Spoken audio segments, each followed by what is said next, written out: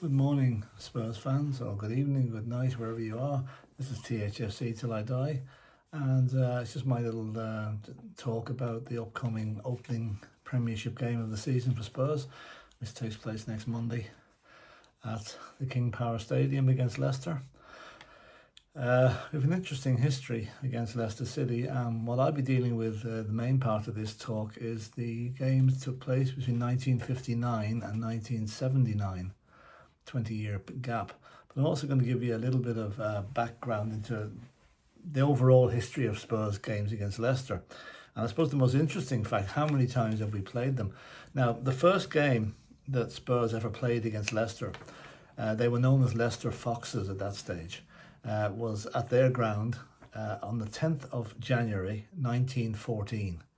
That was 6-7 months before the start of the First World War, and it was in the FA Cup first round, as it was then. I'm not quite sure, but they've probably changed the routine of the FA Cup since that.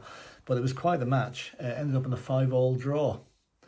And then the replay took place at White Hart Lane on the 15th of January, 5 days later, and Spurs won 2-0.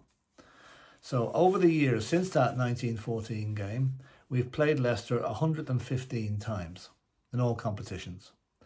We've won 59, we've drawn 20, and we've lost 36, which means an overall goal scored 233 and goals against 183. So we're plus 50, and hopefully that'll be plus 50 plus 53 or 54 come 10 o'clock on Monday night.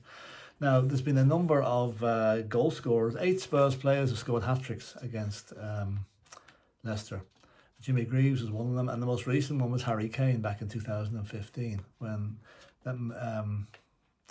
I forget the score of the game, but it was Harry Kane's the most recent hat-trick scorer. A few other little bits of interesting information.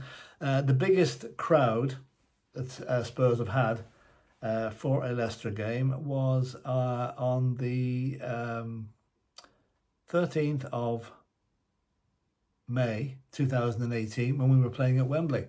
You might remember that match. It was memorable. We won 5-4 of some game.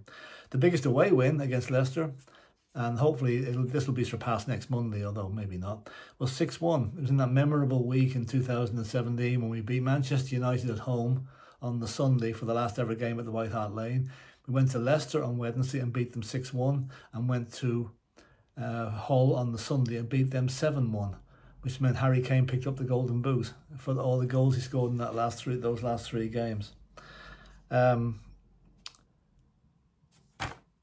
Now, I'm going back to, I want to discuss the games that took place between 1959 and 1979. The other lads on the channel, Dermot, Tequila and Boris, will be dealing with other periods as time goes on with this particular fixture.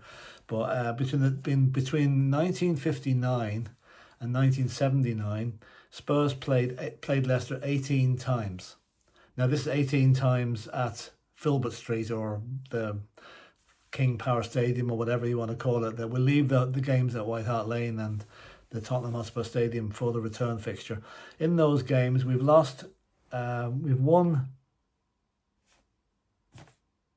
10, lost 5, and drawn 3. So now, in the first game in that sequence was in 1959. We drew 1 each. That was the season before the double, and Cliff Jones scored the winner. Scored the equaliser. That was a 1-1 draw. The most pertinent fact for Leicester around that time was, remember in our double season of 1960-61, Spurs were practically unbeatable, right? Leicester actually came to White Hart Lane on the 4th of February 1961 and beat us 3-2, which is a bit of a shock because we were winning the league at that stage.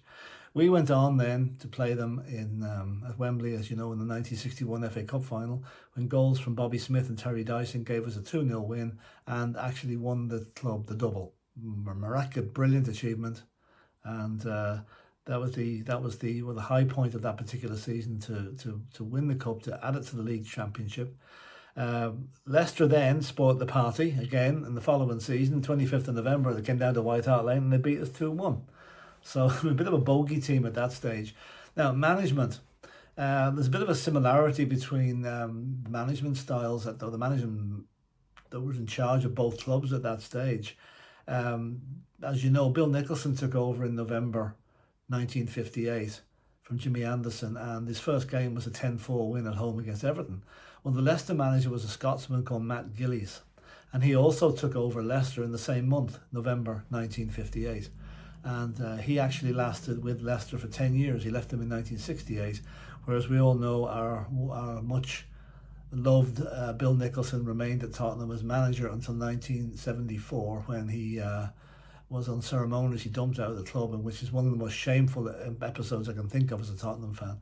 And he obviously came back under Keith Birkinshaw to act as a consultant and whatever, and is rightly remembered at the club. His ashes are buried under the pitch. He was Mr. Tottenham. I can't think of any manager in the future that's ever going to hit the high spots that Bill Nicholson gave Tottenham Hotspur. He was absolutely loved by everybody and highly respected in the game, and you know, it was a tribute to him that the club, I think, so highly of him, to bury him under the pitch. Now, what have we got? That's about it, I think. But we're playing them on Sunday evening, or Monday evening, sorry, at 8 o'clock, the last game of the first weekend of the Premiership. Again, we're going to be discussing this in length as time goes on. But just to say that Leicester are in their first match back from being relegated. James Maddison will be wanting to prove himself and playing against his old club. Whether he gets starting or not, I don't know. I have a feeling that Lucas Bergvall could possibly take his place on Monday. But we'll see what happens when the team sheets are announced. And in the meantime, I hope you enjoy the first weekend of the Premiership. We'll be doing a watch-along, obviously, to this game on Monday night, and we're also doing a watch-along on Sunday for the Chelsea-Manchester City game, which will be interesting. And there'll be a number of programmes coming between now and Saturday, Sunday, with a preview for the new season. So, come on, you Spurs.